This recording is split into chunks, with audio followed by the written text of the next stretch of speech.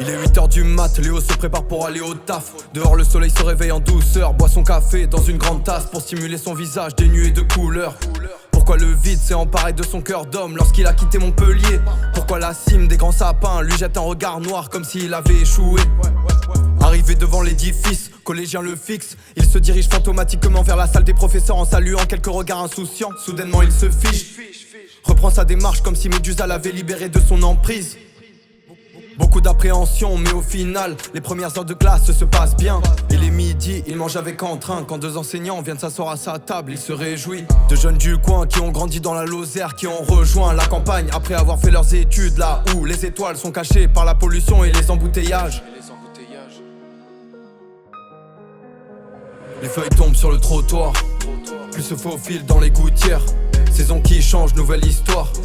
Souvenirs ensevelis, hey, sous la poussière. Gouttes de pluie jouent aux fléchettes, c'est un échec si elles ne touchent pas leur cible avec leur bec. Léo Nathan ont l'air indifférents à la tempête.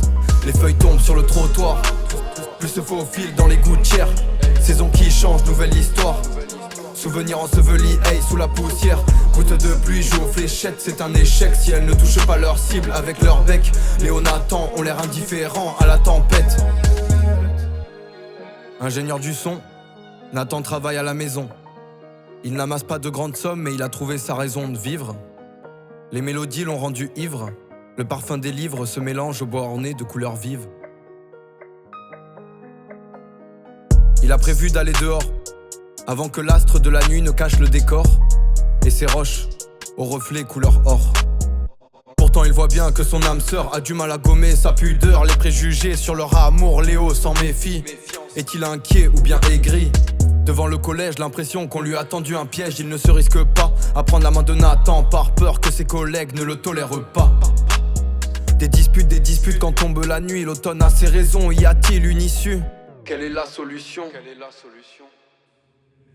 Les feuilles tombent sur le trottoir, plus se faufilent dans les gouttières. Saison qui change, nouvelle histoire. Souvenirs ensevelis, hey, sous la poussière. Gouttes de pluie jouent aux fléchettes, c'est un échec si elles ne touchent pas leur cible avec leur bec.